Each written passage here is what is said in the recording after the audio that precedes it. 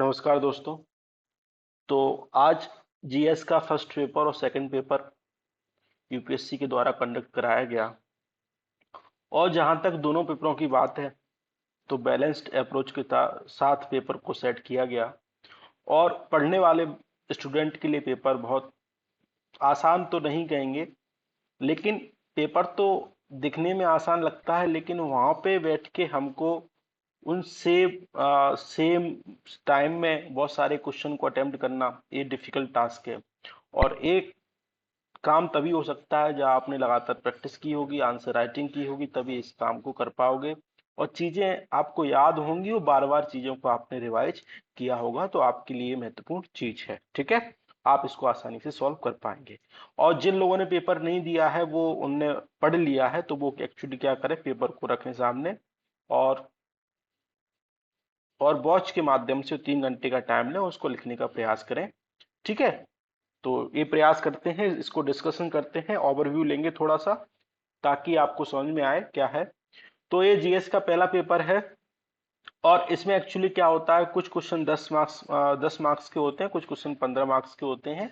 Total 20 question होते हैं, तो 10 क्वेश्चन 10 मार्क्स के और बाकी 15 मार्क्स के होते हैं। तो इसमें हम देखेंगे, सबसे पहला प्रश्न है कि मध्यकालीन भारतीय मंदिरों की मूर्तिकला उस दौर के सामाजिक जीवन का प्रतिनिधित्व करती थी। तो ये हमें स्पष्ट करना है। जैसे आप बात करेंगे मंदिर के संदर्भ में, तो मंदिर हमारे वैसे ही सामाजिक सांस्कृतिक रूप को उल्लेखित करते हैं। मध्यकाल में बात करें, जैसे 1000 से 1500-1600 की बात करें, या 900 से 1500-1600 की बात करें, तो वहां पे मंदिर हमारे सामाजिक और सांस्कृतिक रूप से उसका प्रतिनिधित्व करते हैं।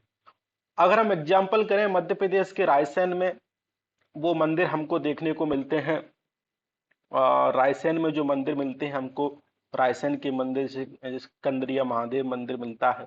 तो इन मंदिरों में क्या है, सामाजिक जीवन को चरितार्थ किया गया है। आपने उन मंदिरों आपने उन मंदिरों के बाहर देखा होगा कि कामुक मूर्तियां हैं, उसके अंदर आपने देखोगे तो कुछ नहीं, केवल शंकर जी की पिंडी उसमें देखने को मिलती है। तो इसका मतलब है कि जो भी आपकी सांसारिक मोह माया है उसको बाहर रख के आप क्या करो, अंदर प्रवेश करो। उसके संबंध में कई चीजें हैं, कई कथाएं हैं, कई मिथिक हैं। तो हमारे लिए एक समझ की बात है कि इस मंदिर ने क्या किया, समाज में सामाजिक जीवन का एक रूप दिया। दूसरा, वहीं अगर हम मंदिर की बात करें तो उत्तरकालीन मंदिर, गुप्त काल में मंदिर सामाजिक रूप से प्रतिनिधित्व करते थे।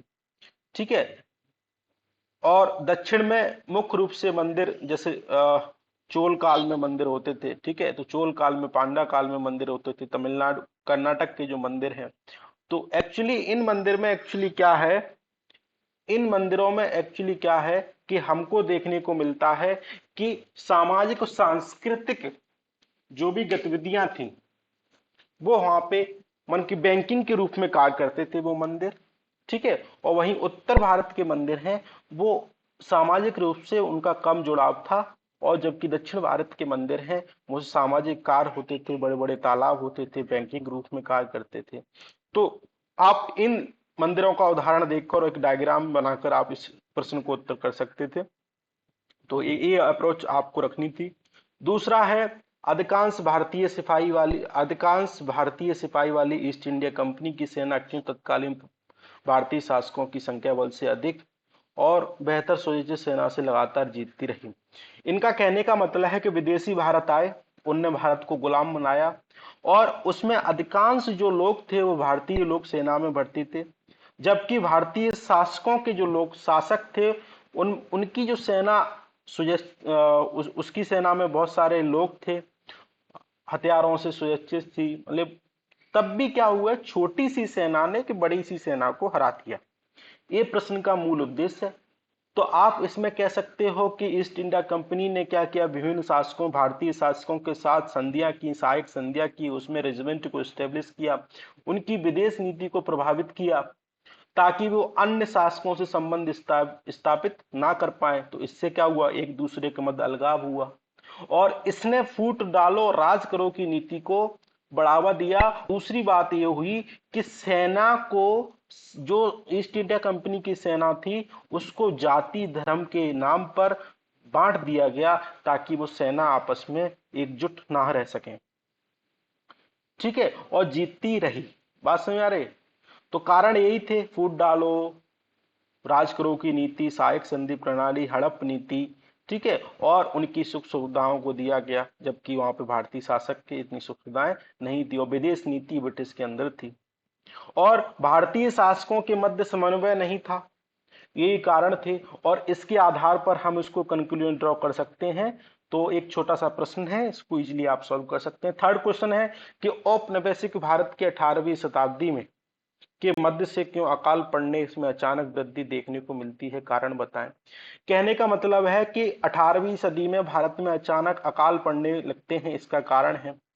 तो सबसे पहला कारण है ब्रिटिश लोगों की शोषकपूर्ण नीतियां, और जो स्थायी बंदोबस्त जो उनकी जमींदारी व्यवस्था थी उसके मध्य जमींदारों ने शोषण किया, और समांतर जो जमींदार थे उनने उनका शोषण किया। तो इसके आधार पर, शोषण के आधार पर उनके पास, मैंने कहने का मतलब है, उनके मान लो 100 रुपए कोई किसान कमा रहा है तो 90 रुपए तो ब्रिटिश ने ले लिए, और 10 रुपए बचे तो व्यक्ति के पास पूंजी का क्या हुआ, जमाव नहीं हुआ, तो वो अपनी फसल को क्या नहीं कर पाया, ग्रोथ नहीं कर पाया। ठीक है, और उनको खेती के अधिकार नहीं दिए गए, और उनको उनकी लगान में वृद्धि की गई, जबकि उनको मुनाफा नहीं हुआ।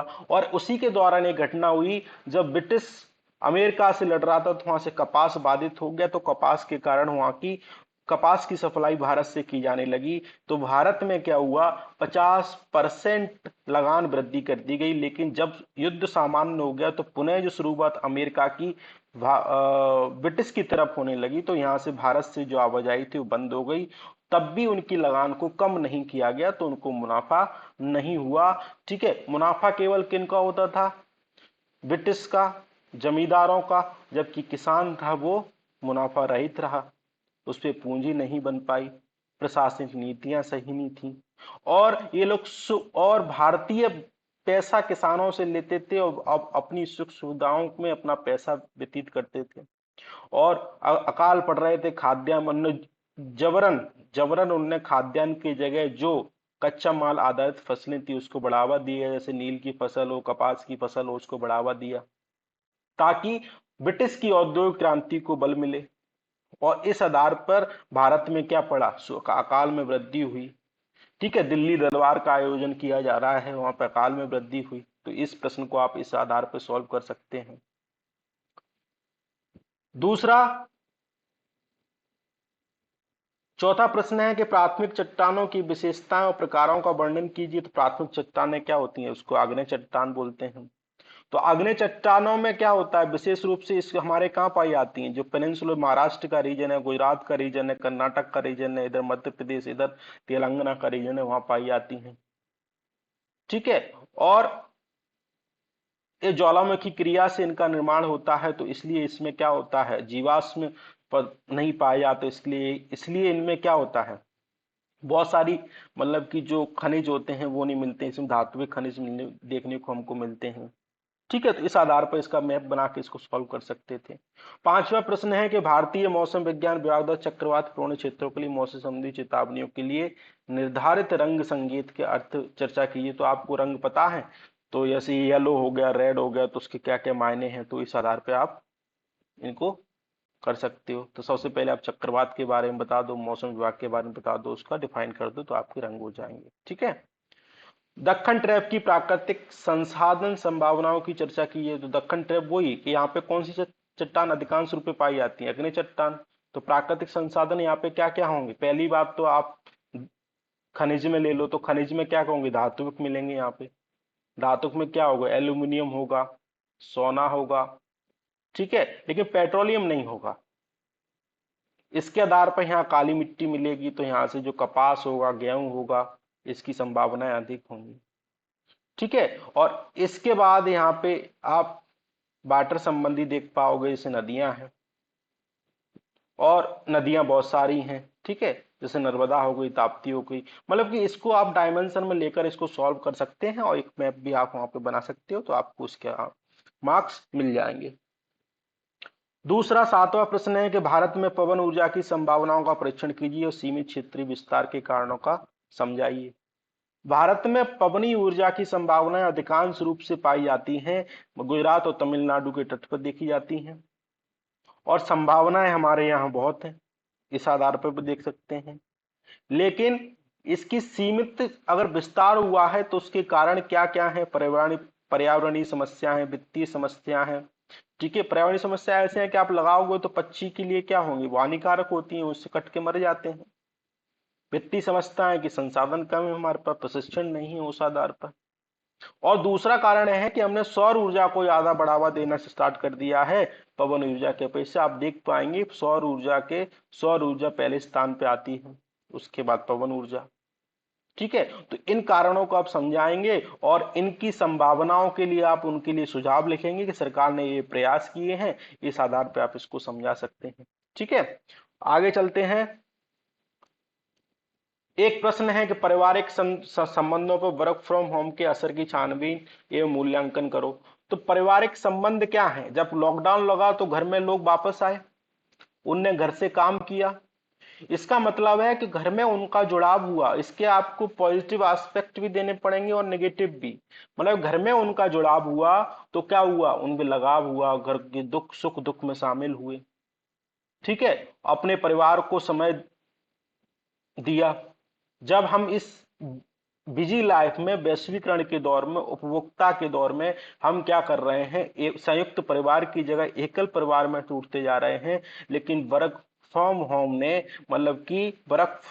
ने और कोविड ने क्या किया, एकल परिवार की जगह संयुक्त परिवार को बढ़ाने का पुनः प्रयास किया, और जो परिवार नाम की संस्था है भारतीय संस्कृति में, उसके महत्व को उजागर किया और बड़ों की समस्याओं को देखा।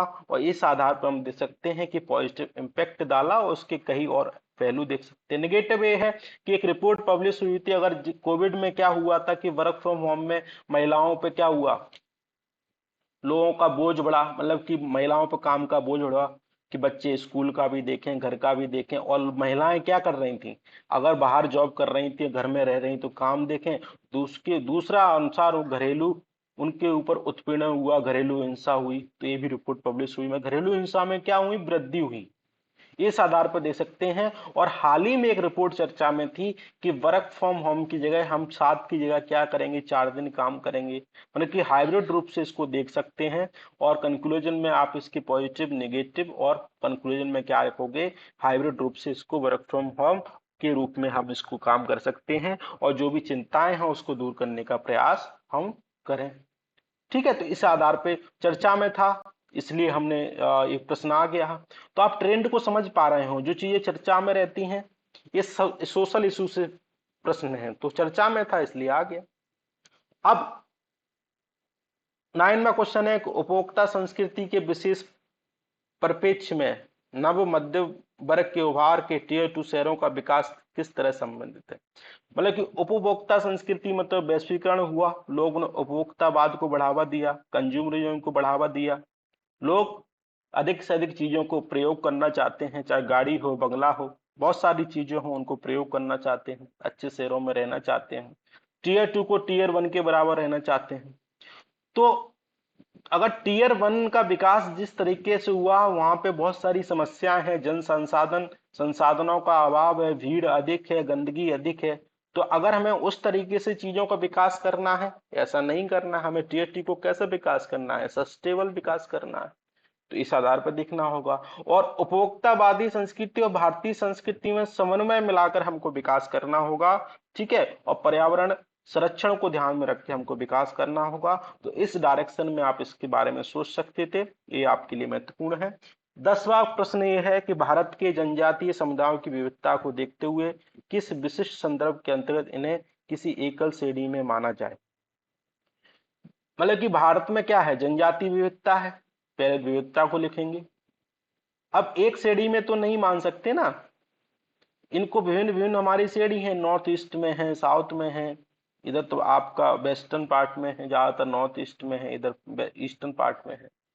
ठीक है, तो इनकी विशेषताओं के बारे में आप इसको श्रेणी में ना मानकर इनको विविधताओं को ध्यान में रखते हुए इनको अलग अलग श्रेणी में मानना ही सही है। तो इस आधार पर आप इसको टैकल कर सकते हैं। ठीक है, 11वां प्रश्न है कि राज्यों और प्रदेशों का राजनीतिक प्रशासनिक पुनर्गठन 19वीं सदी के मध्य से निरंतर चली आ रही प्रक्रिया है। 19वीं सदी मतलब ब्रिटिश काल के दौरान हमने ब्रिटिश कालों ने कई प्रदेशों का पुनर्गठन किया, कई विभागों में अलग किया, बर्मा को अलग किया, उड़ीसा को अलग किया, बंगाल को अलग किया, और पाकिस्तान इधर पार्ट अलग किया, सिंध को अलग किया। ठीक है, तो ये प्रक्रिया 19वीं सदी से चली आ रही है और स्वतंत्रता के बाद तक चली गई। जैसे हमने नॉर्थ ईस्ट को अलग किया, उनके विभिन्न राज्य बनाए, और 2000 में मध्य प्रदेश छत्तीसगढ़ उत्तराखंड बनाए। ठीक है, और 14 में हमने तेलंगाना बनाया, और अभी हमने क्या किया, जम्मू कश्मीर के 2 ईटी बनाए। ये पुनर्गठन की प्रक्रिया अभी तक चली आ रही है। ठीक है, उदाहरण आप लिख सकते हैं इस आधार पे, तो इसको आप देख लेना। 12वां प्रश्न है कि भारतीय परंपरा संस्कृति में गुप्त काल और चोल काल के योगदान पर चर्चा कीजिए। तो आपको फैक्चुअल प्रश्न है।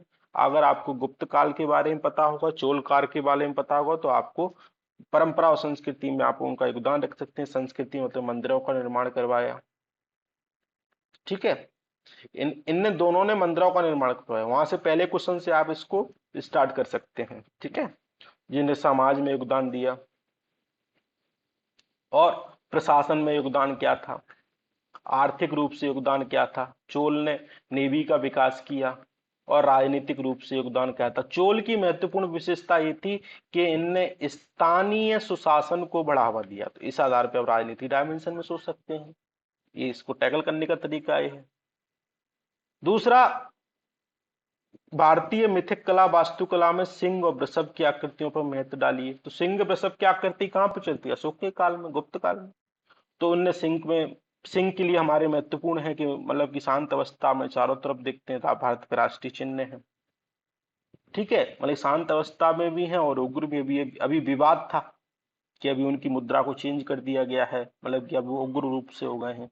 तो इसलिए इस प्रश्न को पूछ लिया गया है। आप इसको कंटेक्स्ट में देखकर सिंह और वृषभ के रूप से, वृषभ मतलब खेती को प्रदर्शित करता है, ये मतलब बल को, शांति और बल को दोनों को प्रदर्शित करते हैं। तो इस आधार पर आप इसको टैकल कर सकते हैं। अब 14 प्रश्न है कि समुद्री धाराओं को प्रभावित करने वाली शक्तियां कौन सी हैं। विश्व के मत्स्य उद्योग में इनके योगदान पर बढ़ने की। समुद्री धारा में कौन कौन प्रभावित करेगा, टेम्परेचर करेगा, प्रेशर करेगा, घनत्व करेगा। ठीक है, और ग्लेशियर जो पिघल रहे हैं वर्तमान में, जो जलवायु परिवर्तन हो रहा है उसके कारण जो जलवायु धारा क्या हो रही है, उनको प्रभावित हो रही है। तो इससे जो मत्स्य उद्योग है वो भी क्या हो रहा है, प्रभावित हो रहा है। ठीक है, तो ये इस आधार पे आप टैगल कर सकते हैं। उनको कुछ पॉजिटिव इंपैक्ट भी पड़ रहे हैं, कुछ नेगेटिव इंपैक्ट भी पड़ रहे हैं। अगर ज्यादा पानी ठंडा होगा, उसका सी लेवल राइज होगा, तो मत्स्य उद्योग भी प्रभावित होगा, सिंपल सी बात है। ठीक है, तो इस आधार पे आप क्या करोगे, उसको प्रश्न को टैकल करोगे। ठीक है, आगे चलते हैं। अब ये वाला आज रबर उत्पादक देशों के वितरण का वर्णन करते हुए इसके द्वारा समान किए जाने वाले प्रमुख पर्यावरणीय मुद्दों को इंगित कीजिए। तो ये वाला प्रश्न आया ना है, हमने भी 2-3 दिन पहले इस आर्टिकल रबर से संबंधित डिस्कस किया। तो आप देख सकते हैं हमारे जो डिस्कशन की जो महत्व है वो आप उसको देख सकते हैं। तो रबड़ उत्पादक देशों को संकट है, भारत में वर्तमान में केरला में संकट है, इसलिए संकट है, इसलिए प्रश्न आ गया। ये संकट है, उनकी प्राइस दाम कम हो गए हैं। वितरण आप देख सकते हैं कहाँ कहाँ है विश्व में, और एक मैप बना दो। उसके बाद भारत में कहाँ कहाँ है, केरला तमिलनाडु में 81% है, उसके बाद नॉर्थ ईस्ट में है। ठीक है, और भारत में भी समस्याएं हैं, विश्व में भी समस्या, पर्यावरणीय मुद्दे क्या हैं, तो वो भी देख सकते हैं उसमें। ठीक है, तो इस आधार पर इसको सॉल्व कर सकते हैं। 16 प्रश्न ये है कि अंतरराष्ट्रीय व्यापार में जल संधि स्तर संधि के महत्व को उल्लेख कीजिए। अंतरराष्ट्रीय व्यापार जल संधि क्या, जैसे आप देख सुएज नहर और उसमें चाइना का शिप फंस गया था, तो कितना व्यापार बाधित हुआ था, कई करोड़ों कई अरबों खरबों का नुकसान हुआ था। तो उनका महत्व है, और राजनीतिक रूप से भी महत्व है। जैसे इजिप्ट है तो राजनीतिक रूप से उसका महत्व रखता है, आर्थिक रूप से महत्व है। ठीक है, सांस्कृतिक रूप से है कि वहां से खेती होती है उस नहर से। और भारत में जो मलक्का स्टेट है वो चाइना भारत के लिए महत्व है। ठीक है, अंतरराष्ट्रीय व्यापार में। और अभी पोलर शेक का निर्माण हो रहा है जैसे भी वहां पे आर्टिक रीजन में, तो उसका भी महत्व है। तो इस आधार पे आप इसको माने कि सामाजिक आर्थिक राजनीतिक रूप से इसका महत्व और अंतरराष्ट्रीय संबंधों में इसका महत्व निर्धारित कर सकते हैं, और आपको बता सकते हैं उदाहरण के सहित। क्षोमंडल वायुमंडल का महत्व पढ़ते हुए मौसम प्रक्रियाओं को निर्धारित करता है कैसे? तो क्षोमंडल अभी आज के हमने डिस्कशन में डिस्कस किया। ठीक है, मौसमी प्रक्रियाओं को निर्धारित करता है, तो उसमें क्या होता है? बाष्पीकरण होता है, संघनन होता है, उसमें चक्रवात भी आते हैं। ठीक है, यहीं से सारा काम होता है, तो आप इसको उस आधार पे टैकल कर सकते हैं। ठीक है, भारतीय समाज में जाति, क्षेत्र, धर्म के समांतर पथ की विशेषता की विवेचना कीजिए। भारतीय समाज में जाति, क्षेत्र, धर्म के समानांतर पंथ की विशेषता कीजिए। जाति, क्षेत्र, धर्म के समांतर जो पंथ होते हैं ना, छोटे छोटे धर्म की जो ब्रांचेस होती हैं, छोटी छोटी, उनकी विशेषताओं का वर्णन कर रहा है। सिख, ईसाई वगैरह उनकी छोटी छोटी ब्रांचेस होती हैं, हिंदू धर्म में छोटी छोटी ब्रांच, मुस्लिम में छोटी छोटी ब्रांचेस होती हैं, तो उनके क्षेत्र के बारे में हमको बताना है। ठीक है, अब 19वां प्रश्न है, क्या सहिष्णुता, सम्मेलन और बहुलता मुख्य तत्व है जो धर्मनिरपेक्षता के भारतीय रूप का निर्माण करते हैं? और तरंग संगत उदाहरण दीजिए। तो सहिष्णुता क्या है? हमारे स्वतंत्रता आंदोलन में गांधी जी का, नेहरू जी का और बहुत सारे क्रांतिकारियों का महत्वपूर्ण अंग था, जिसमें सत्य, अहिंसा और समन्वय के आदर पर स्वतंत्रता पे बल दिया। और सम्मिलित मतलब कि सभी लोगों को एक साथ रहने पर ये भी बल दिया। और बहुलता मतलब सभी को सम्मान करना, ये भी तत्व है। धर्मनिरपेक्षता के निर्माण में इसकी बहुत महत्वपूर्ण योगदान है। नेहरू जी ने कहा था कि धर्मनिरपेक्षता का मतलब है कि भारत के राज्य का कोई धर्म नहीं होगा, मतलब कि धर्म, सर्वधर्म समभाव की बात करेंगे हम, सभी धर्मों को समान क्या देंगे? मान देंगे, सभी धर्मों को समान क्या देंगे? संरक्षण देंगे। लेकिन भारत का कोई स्पेशल धर्म नहीं होगा, वो क्या होगा? धर्मनिरपेक्ष राज्य होगा। और ये गुण कहाँ से आया? स्वतंत्रता आंदोलन से आया, सहिष्णुता, सम्मिलितता, बहुलता गांधी से आया, नेहरू से आया, इनके विचारों से आया। ठीक है, और विविधता में एकता की हम बात करते हैं, इसलिए धर्मनिरपेक्षता हमारे लिए आवश्यक है। ठीक है, तो इस आधार पे आप इसको देख सकते हैं। दूसरा, 20वां प्रश्न है कि अपर्याप्त संसाधनों की दुनिया में भूमंडलीकरण एवं नई तकनीक के रिश्ते को भारत को विशेष संदर्भ में स्पष्ट करें। मतलब कि संसाधनों की कमी है, दुनिया में भूमंडलीकरण हो रहा है, मतलब कि वैश्वीकरण हो रहा है, सीमाएं मिट रही हैं, और देश क्या बन रहे हैं? वैश्विक गांव बन रहे हैं। और हम नई नई तकनीकों को इजाद कर रहे हैं, जैसे आर्टिफिशियल इंटेलिजेंस, वेब 3 हो गया, एनएफटी हो गया, बिटकॉइन हो गए, और रोबोटिक हो गई, मेटा हो गए। ठीक है, एक्सटेंडेड रियलिटी हो गई। इसके बारे में बात करनी है, और भूमंडलीकरण और इनका क्या संबंध है, हमें इस पे बात करनी है। ठीक है, तो ये हमारा पहला प्रश्न था। प्रश्न का लेवल अच्छा था। सबसे महत्वपूर्ण बात है कि आप इसको सभी प्रश्न को अटेम्प्ट कर पाए और सही उनका ड्राफ्टिंग कर पाए, ये महत्वपूर्ण बात है। ठीक है, अब आगे चलते हैं। सेकंड पेपर है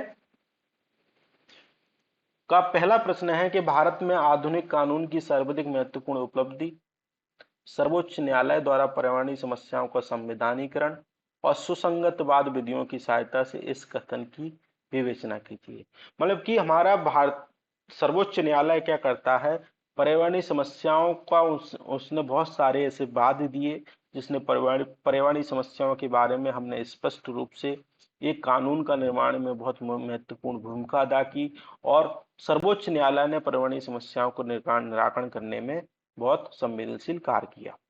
जैसे एनजीटी का निर्माण हुआ, जैसे दिल्ली में एक आयोग बना वायु को नियंत्रण करने के लिए, और फटाकों, जैसे हम फटाकों के द्वारा दिवाली पर जैसे बहुत सारा पॉल्यूशन होता है, तो उस पर उन्होंने ग्रीन क्रैकर की बात की। ठीक है, तो ये सारी उन्होंने बात की, और इस आधार पर 2-3 एग्जाम्पल दे के आप इस बात को समझा सकते हैं। ठीक है, ये प्रश्न ठीक है।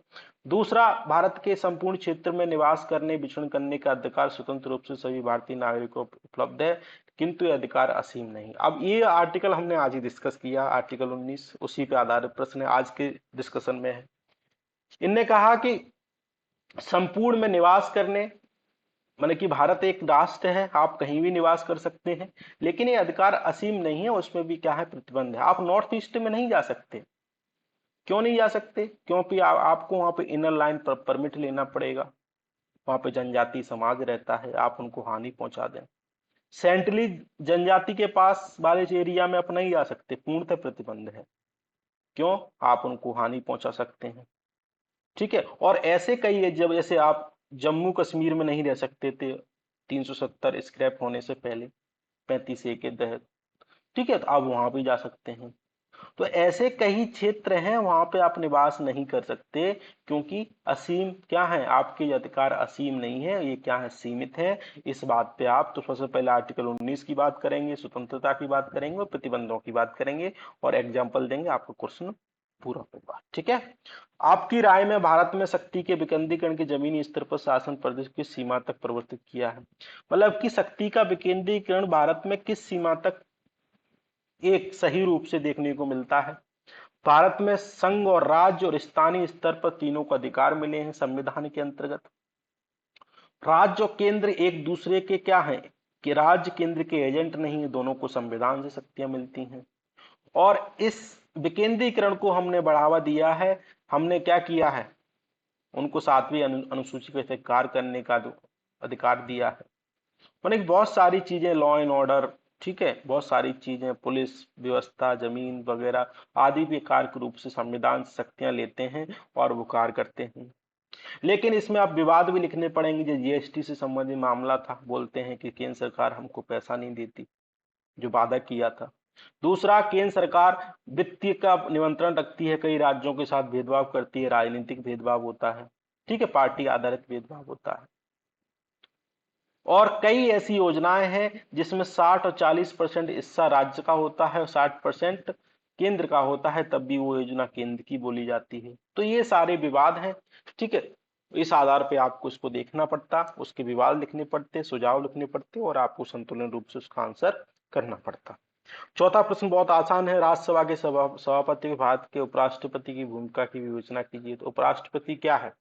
सब राज्यसभा के कार्य करते हैं, मतलब संचालन करना, पर राज्यसभा के जितने भी कार्य हैं वो उपराष्ट्रपति करते हैं। आपको सिंपल सा एक संवैधानिक अनुच्छेद लिखने थे, उसके कार्य लिखने थे, और हमें एक अच्छा सा निष्कर्ष बारे में देना था। ठीक है, अब आर्टिकल 338 बी के तहत राष्ट्रीय पिछड़ा वर्ग आयोग के संवैधानिक निकाय से संविधान निकाय रूपांतरण को ध्यान रखते हुए इसकी भूमिका की विवेचना कीजिए। तो इसके बारे में हम डिस्कस कर चुके हैं पिछले से पिछले आर्टिकल में। तो इन ये क्या करता है, जो पिछड़ा वर्ग है उनके अधिकारों की रक्षा करता है, उन संबंधित कानून की समीक्षा करता है, उनको रिसर्च करता है, गाइडेंस देता है, और जो भी उपविभाजनीकरण आरक्षण संबंधी कार्य है वो इसके द्वारा किए जाएंगे। और पहले तो आप संरचना लिखते हो, उनकी कार्य लिखते हो, फिर उनकी दोष लिखते हैं कि मतलब कि इसकी सलाह बाध्यकारी नहीं है, ठीक है, संसाधनों का अभाव है, दंड नहीं दिया जा सकता, आरक्षण में अनारक्षण का प्रावधान नहीं है। तो इस आधार पे आप इसको सॉल्व कर सकते थे। और छठवां प्रश्न है, गति शक्ति योजना को संयुक्ता के लक्ष्य को प्राप्त करने के लिए सरकार निजी क्षेत्र के मध्य सतत समन्वय की आवश्यकता है, विवेचना कीजिए। मतलब कि अगर गति शक्ति योजना का मेन उद्देश्य क्या है कि 16 लाख करोड़ हमको लेना है, और वो कहाँ से आएगा, सरकार मॉनिटराइजेशन करेगी, सरकार की जो संपत्ति है उसको लीज पे देगी। आपने योजना पढ़ी होगी तो उसका जिक्र करके यहाँ से स्टार्ट कर सकते थे। सरकार और निजी सहयोग के द्वारा इस योजना को क्रियान्वयन असंभव है। तो इसकी कुछ चिंताएं भी लिखते जो निजी क्षेत्र से संबंधित चिंताएं हैं, और फिर उसको वे फॉरवर्ड लिख देते, तो आपका ये आंसर हो जाता। ठीक है, आगे चलें। आगे 7वां प्रश्न है कि दिव्यांगता के संदर्भ में सरकारी पद अधिकारियों और नागरिकों की ज्ञान संवेदनशीलता के बिना दिव्यांग अधिकार अधिनियम 2016 केवल विधिक दस्तावेज बनकर रह जाता है, टिप्पणी कीजिए। मतलब कि आप सबसे पहले काम क्या करेंगे, दिव्यांगजन अधिकार अधिनियम 2016 के बारे में प्रावधान लिखेंगे कि उनको आरक्षण 17, मतलब कि उस प्रकार 17 से बढ़ाकर 21 कर दिए, 3% नौकरी में आरक्षण कर दिया, 4% और आरक्षण किया है, ठीक है, और उनके साथ कोई भेदभाव ना हो, इस आधार पर बात की गई है उसमें। और इसके आधार पर एक काउंसलिंग का भी निर्माण किया गया है। लेकिन वास्तविक रूप से इसका इम्प्लीमेंटेशन नहीं हो रहा है। अगर जमीनी स्तर पर देखें तो आज भी उनके साथ भेदभाव हो रहा है, जॉब में भेदभाव होता है, कार्यस्थल पर उत्पीड़न होता है, लैंगिक उत्पीड़न होता है, समाज के जो लोग हैं उन वो क्या करते हैं, इन व्यक्तियों का भेदभाव करते हैं। तो इस आधार पर आप इसका प्रश्न देख सकते थे, और सरकार ने जो कार्यक्रम स्टैब्लिश किए हैं वो बता देते, जैसे सुगम भारत हो, ये हो गया, ठीक है, और भी बहुत सारे कार्यक्रम है, ब्रेल लिपि कार्यक्रम हो गया। सरकार ने हर सार्वजनिक स्तर पर उनकी सुविधाजनक बनाने की बात की है, और इसमें फिर सरकार का आप सुझाव बता देते तो आपका आंसर यहाँ पे कंप्लीट हो जाता। नेक्स्ट प्रश्न है कि प्रत्यक्ष लाभ अंतरण मतलब कि डीबीटी योजना के माध्यम से सरकारी वित्तीय व्यवस्था में सुधार एक प्रगति कदम है, किंतु इसकी अपनी सीमाएं हैं। अच्छा, इस आर्टिकल को हमने डिस्कस किया है अभी, इसको डिटेल में डिस्कस किया है कि उसके पॉजिटिव क्या है, नेगेटिव क्या है, वे फॉरवर्ड क्या है। इस आर्टिकल को आप देखना, मैं लिंक भी दे दूंगा आपको, तो वहां पे आपको मिल जाएगा डीबीटी। मतलब कि हम लोगों को क्या दें, हमने बोला था एक डिस्कशन में बोला था कि इसको मध्य प्रदेश में पायलट प्रोजेक्ट के रूप में इसको इम्प्लीमेंट किया गया है, जिसके कुछ सकारात्मक परिणाम आए हैं, तो सरकार चाहती है इसको संपूर्ण देश में इम्प्लीमेंट किया जाए। तो इसकी कुछ चिंताएं भी थी, समाधान भी थे, उपयोग भी थे, तो ये सारी बातें हमने इसमें डिस्कस की थी। डीबीटी के अंतर्गत सरकार चाहती है कि सब्सिडी हम लोगों को पैसा दें, और पैसा की जगह अपनी इच्छा के अनुसार चीजें खरीदें। और इसमें चिंताएं थी कि सरकार के पास इतना पैसा नहीं है, उसका आइडेंटिफाई कैसे करेंगे, आप सबसे सरकार के पास बोझ बोझ बढ़ जाएगा और लोग आलसी हो जाएंगे, सारी चिंताएं हैं। और लोग काम नहीं करेंगे, जो जनसंख्या लाभांश है वो क्या हो जाएगा, डिजास्टर में बदल जाएगा। ठीक है, तो इस बात को समझेंगे, तो ये आधार पर पहुंचते बहुत सिंपल क्वेश्चन है, ये आर्टिकल हमने डिस्कस भी किया है। दूसरा, नेक्स्ट प्रश्न है कि भारत श्रीलंका का वर्षों पुराना मित्र पूर्ववर्ती कथन के आलोक में श्रीलंका के वर्तमान से भारत की भूमिका पोजिशन कीजिए। मतलब कि मित्र के बारे में बात करेंगे, अच्छी अच्छी बातें करेंगे कि क्या क्या संबंध स्टेब्लिश हुए, क्या क्या प्रोजेक्ट मतलब कि पीछे हमने श्रीलंका के साथ किए, लिट्टी से संबंधित कार्य हो। लेकिन चिंताएं भी लिखेंगे कहाँ कहाँ मतलब कि हमारा और श्रीलंका के बीच नहीं बनी। और वर्तमान में जब आर्थिक संकट है श्रीलंका में, तो हम उनको लाइन ऑफ क्रेडिट दी, हमने हमने उनका लोन माफ करने में भूमिका दी, हमने उनको रुपया दिया ताकि लोगों के कर्ज उतारे, हमने उनके प्रोजेक्ट लिए ताकि वो उनकी इकोनॉमिक डेवलपमेंट बढ़े, हमने उनकी खाद्यान्न आपूर्ति की सॉरी, और बहुत सारे हमने कार्य किए ताकि उनकी जो आर्थिक संकट है वो क्या हो, हम उसकी सहायता कर पाए। ठीक है, इस बात को समझेंगे। इस आधार पे आप कर सकते हैं, चिंताएं लिख सकते हैं कि प्रोजेक्ट मतलब कि जो भी योजना भारत करता है उसकी क्रियान्वयन में देरी होती है, तो इसको और इफेक्टिव तरीके से लागू करना चाहिए, और योजनाओं के बारे में हम लिख देते हैं। आपके विचार में क्या बिम्स्टेक और सार्क की तरह एक समांतर संगठन, दोनों समानता समानता संगठन बनाए जाने भारतीय विदेश उद्देश्य कैसे प्राप्त हुए? बिम्स्टेक मतलब इधर वाला पार्ट, श्रीलंका से लेकर इधर वाला थाईलैंड म्यांमार तक पार्ट। सार्क आपको पता ही है, पाकिस्तान, इधर मालदीव, श्रीलंका और भारत, भूटान, नेपाल, बांग्लादेश, ये वाला पार्ट। तो सार्क क्या है, इसमें पाकिस्तान और भारत और अन्य देशों के मध्य नहीं बनती है, इसका सम्मेलन नहीं हुआ है, तो ये तो ठंडे बस्ते में है। बिम्स्टेक भारत ने किया क्या क्या किया, सार्क के बदले बिम्स्टेक को तवज्जो दी और इसके आधार पर विदेश नीति को अपनाने में कार्य किया। जैसे दक्षिण पूर्वी एशिया को उन्होंने टैकल करने का काम किया, बांग्लादेश के साथ संबंध स्थापित करने के कार्य किए, म्यांमार थाईलैंड के साथ अच्छी नीति बनाई ताकि नॉर्थ ईस्ट का क्या हो, विकास हो। इस आधार पर आप देख सकते हैं।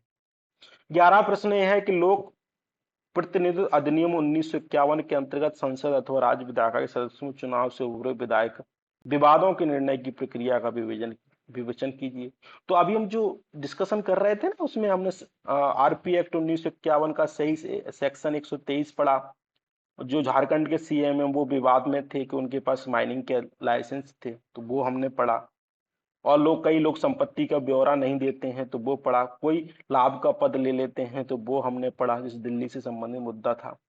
तो इनका आप एग्जाम्पल देख के विवाद और इनका समाधान कहाँ कर सकते हैं, राज्यपाल और राष्ट्रपति के रूप में देख सकते हैं। ठीक है, और जिसमें चुनाव आयोग क्या करता है, अपनी सलाह देता है। और उपचार आयोग है, तो इस आधार पर आप उपचार मतलब क्या क्या सुधार हो सकते हैं, तो इस आधार पर जो इलेक्शन कमीशन ऑफ इंडिया ने सुझाव दिए हैं और जो हमारे सुप्रीम कोर्ट के विभिन्न वाद हैं, आप उनको कोट करके सुधार से संबंधित बात कर सकते हैं। तो इस आधार पर आप इसको देख सकते हैं। ठीक है, आगे चलें। 12 प्रश्न है कि राज्यपाल द्वारा विधायी शक्तियों के प्रयोग की आवश्यक शर्तों का विवेचन कीजिए। विधायिका के समक्ष रखे विभिन्न राज्यपालों द्वारा अध्यादेश को पुनः व्याख्यान की विविधता की विवेचन, इस आर्टिकल को भी हमने डिस्कस किया है। इसमें राज्यपाल क्या करता है, विधायी शक्तियां क्या हैं, जैसे किसी बिल आ गया तो उस पर साइन करना। ठीक है, राज्यपाल के द्वारा किसी बिल को राष्ट्रपति के लिए आरक्षित करके रखना, धन विधेयक पे सहमति देना, मन की और भी विधेयक हैं, तो वो सारे आवश्यक कार्य लिखना है। और अध्यादेश किन परिस्थितियों में लाया जाता है, 3 परिस्थितियां हैं। दोनों सदनों में से एक सदन चल रहा हो, मतलब कि एक सदन चल रहा हो, कहीं परिषद हो मतलब विधानसभा ना हो, तो दोनों में से एक चल रहा हो, आपातकालीन परिस्थितियां हो तब ला सकते हैं। लेकिन कई बार ऐसा हुआ है कि राज्यपालों के द्वारा एक ही विधेयक को बार बार, अध्यादेश को बार बार लाया जाता है। संवैधानिक प्रक्रिया का क्या होता है, लोकतंत्र प्रक्रिया का उल्लंघन होता है, और जो संसद विधायिका में चर्चा हो सकती थी उसका क्या होता है, बाईपास करते हैं लोग। तो के सुप्रीम कोर्ट ने भी कहा है कि बार बार लाना अध्यादेश गलत है, तो उसको भी कोर्ट कर सकते थे। ठीक है, केशव सिंह बाद है। तो इस आधार पे आप इसको सॉल्व कर सकते हैं। भारत में राष्ट्रीय राजनीतिक दल केंद्रीकरण के पक्ष में है, जबकि क्षेत्रीय दल राज्य स्वायत्तता के। जैसे अभी वर्तमान में जो सरकार है वो चाहती है, वननेस की बात करती है। जैसे आप बात करते हैं एक भारत श्रेष्ठ भारत, राशन की बात करते हैं, एक देश एक भाषा की बात करते हैं। ठीक है, और मतलब कि वननेस की बात करते हैं कि भारत के जो भी है वो एक हो जाना चाहिए, कन्या से कश्मीर तक हमको एक होना चाहिए, जो भी नियम कानून है वो एक की बात करते हैं। तो इस आधार पर आप योजनाओं को वर्णन कर सकते हैं। वर्तमान में जो घटित हो रहा है उस पर बात करते हैं। जैसे एक कर की बात करते हैं जो राष्ट्रीय राजनीतिक दल है, और क्षेत्रीय दल कहते हैं नहीं हमको स्वायत्तता चाहिए, हमको वित्त में स्वायत्तता चाहिए, हम राजनीति में स्वायत्तता चाहिए, हमको जो बहुत सारे जो कार्य हैं उसमें हमें स्वायत्तता चाहिए, हम आप पे निर्भर नहीं रहना चाहते, ताकि अपने कार्यों को अपने अनुसार कर सकें और अपने क्षेत्र का विकास कर सकें। तो ये चाहते हैं कि सहकारी संघवाद को बढ़ावा दो, हम ये चाहते हैं कि केंद्रीकरण को बढ़ावा दो। तो आपको कंक्लूजन में क्या, दोनों के बीच संतुलन स्थापित करने की बात करनी चाहिए। 14 प्रश्न ये कहता है कि भारत फ्रांस के राष्ट्रपति के निर्वाचित होने की प्रक्रिया का आलोचनात्मक वर्णन कीजिए। भारत में राष्ट्रपति की प्रक्रिया का कैसे चुनते हैं, मतलब कि वोट डल के, जिसमें कौन कौन से लोग होते हैं, हम संसद के लोग होते हैं और राज्य विधायिका और यूटी के लोग होते हैं। मनोनीत लोग उसमें शामिल नहीं होते विधानमंडल में। ठीक है, और जबकि फ्रांस में क्या है, इसमें दोनों पद्धतियां अपनाई गई, एकल मत संक्रमणी पद्धति भी है, और जो हमारा लिस्टिंग सिस्टम है वो भी अपनाया गया है।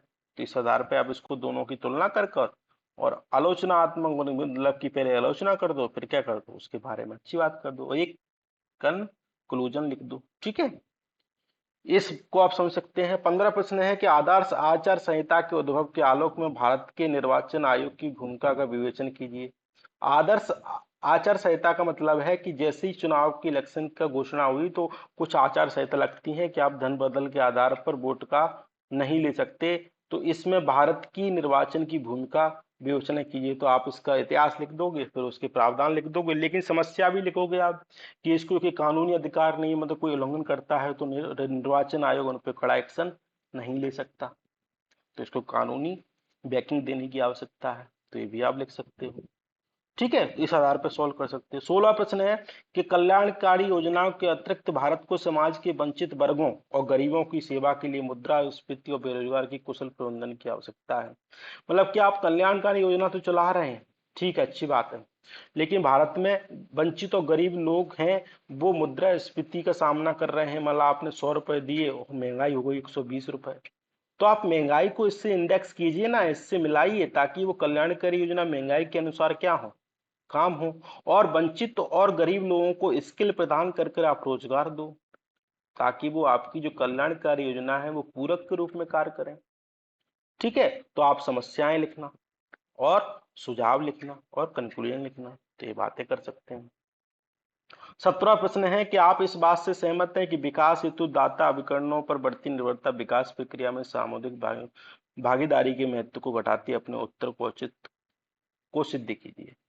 मतलब कि जो दाता, मतलब कि जो दान देता है, उन पे हम निर्भर हो गए हैं, कोई एक व्यक्ति, जबकि सामू जो ये कोई दाता अभिकरण है, और जबकि जो सामुदायिक गतिविधियों के द्वारा जो विकास होता है उसके महत्व को क्या हो रहा है, कम हो रहा है। ठीक है, तो इसमें बात करनी है आपको केंद्रीकरण और विकेंद्रीकरण की, समझ रहे हो। तो हमें विकेंद्रीकरण के पक्ष में बात करनी है और इसमें कंक्लूजन ड्रॉ करना है। इस बात को आप समझ सकते हैं। दूसरा 18वां प्रश्न है कि स्कूल शिक्षा के महत्व के बारे में जागरूकता उत्पन्न किए बिना बच्चों की शिक्षा में प्रेरणा आधारित पद्धति के संवर्धन में निःशुल्क अनिवार्य बाल शिक्षा का अधिकार अधिनियम 2009 अपर्याप्त विश्लेषण कीजिए। मतलब कि पहले आप क्या करोगे, निःशुल्क और अनिवार्य बाल अधिकार अधिनियम 2009 के बारे में बात करोगे, फिर 21वीं संविधान 21A के तहत आप जो निःशुल्क शिक्षा की बात उसके बारे में बात करोगे। और स्कूल में उसमें बच्चों में जागरूकता उत्पन्न करनी पड़ेगी, प्रेरणा देनी पड़ेगी और अवसंरचना का विकास करना पड़ेगा। तभी ये अधिनियम क्या है, सकारात्मक परिणाम ला सकता है, अन्यथा ये क्या है, अपर्याप्त। और जो इसके द्वारा कुछ पॉजिटिव इम्पैक्ट आए हैं तो वो लिखोगे। ठीक है, इस बात को समझोगे। अब 19वां प्रश्न है, इस आर्टिकल को हमने आज ही डिस्कस किया है, I2E2 और सामूहिक वैश्विक राजनीति में भारत की स्थिति किस प्रकार रूपांतरित करेगा। अब कैसे करेगा, देखो इसमें एक इजराइल और संयुक्त अरब अमीरात एक साथ हैं, जबकि इन दोनों की आपस में नहीं बनती। इजराइल की और अरब कंट्री को कहां बनती है, क्योंकि सऊदी अरेबिया नाराज हो जाएगा। तो इसके कारण हमको करना ही पड़ता था, इजराइल के साथ अलग संबंध बनाने पड़ते थे और संयुक्त अरब अमीरात के साथ अलग संबंध बनाने पड़ते थे। अब हमको क्या करना पड़ेगा, इसके साथ एक ही संबंध बनाने पड़ेंगे हमको, जिसको अब्राहम रिकॉर्ड बोलते हैं, अकॉर्ड बोलते हैं, जिसको आज ही हमने डिस्कस किया है इस आर्टिकल के बारे में, जिसके साथ एग्रीकल्चर के संबंध में बात करते हैं, टेक्नोलॉजी संबंध में बात कर सकते हैं, पॉलिटिकल अलायंस बना सकते हैं। ठीक है, इसको बेस्ट का क्वाड भी बोलते हैं, क्या बोलते हैं, बेस्ट का क्वाड। तो इसको देख सकते हैं। और इसके पॉजिटिव इम्पैक्ट भारतीय विदेश नीति पे क्या पड़ेंगे, मेजर इम्पैक्ट यही है, हम क्या कर पाएंगे, कनेक्टिविटी का विकास कर पाएंगे, उसके क्रूड ऑयल जो आयात करते हैं उसकी बात कर पाएंगे, संयुक्त अरब अमीरात से हम निवेश ला पाएंगे, इजराइल से हम क्या करेंगे, टेक्नोलॉजी ला पाएंगे। तो दोनों को साथ साथ हम क्या कर पाएंगे, मिला पाएंगे। तो इस आधार पे आप इसको टैकल कर सकते हैं। 20वां प्रश्न है कि स्वच्छ ऊर्जा आज की आवश्यकता है, भू राजनीति के संग विभिन्न अंतर्राष्ट्रीय मंचों में जलवायु परिवर्तन की दिशा में भारत की बदलती नीति का संक्षिप्त वर्णन कीजिए। तो सबसे पहले स्वच्छ ऊर्जा के बारे में बात करेंगे, जिसमें विभिन्न प्रकार की स्वच्छ ऊर्जा है, सौर ऊर्जा, पवन ऊर्जा।